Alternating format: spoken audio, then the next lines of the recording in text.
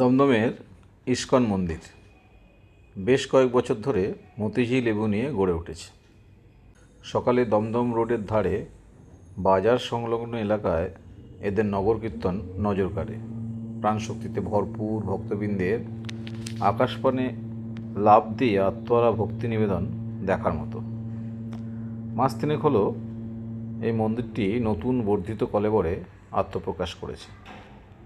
আজ সন্ধ্যায় উপস্থিত হলাম নতুন পরিবর্ধিত মন্দির প্রাঙ্গণ দেখতে।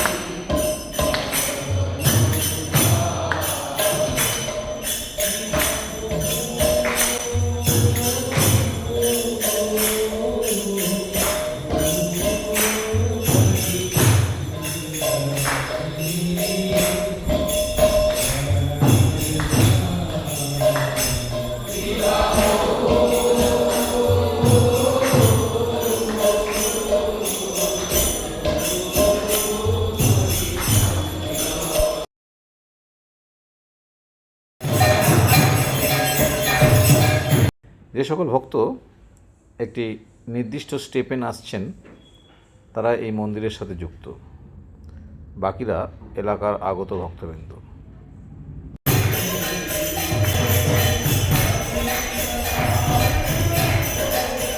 সন্ধ্যা 8টায় প্রসাদ বিতরণ। ভোগের কুপন আগের দিন কাটলে ভোগ সেবার বন্দোবস্ত আছে, মাথাপিছু 100 টাকা। এছাড়া কাউন্টার থেকে প্রসাদ সংগ্রহ মূল্যের বিনিময়ে পাওয়া যায়।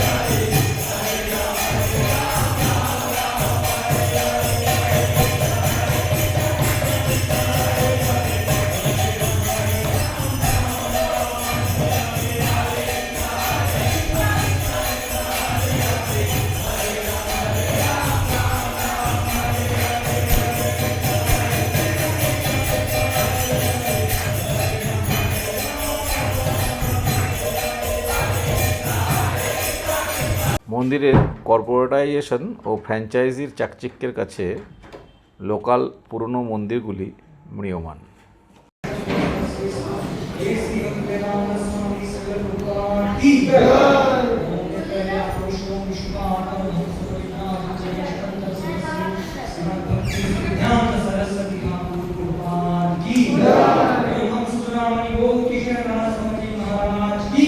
মন্দিরে শ্রী প্রভুপাদের মূর্তিটি যেন জীবন্ত।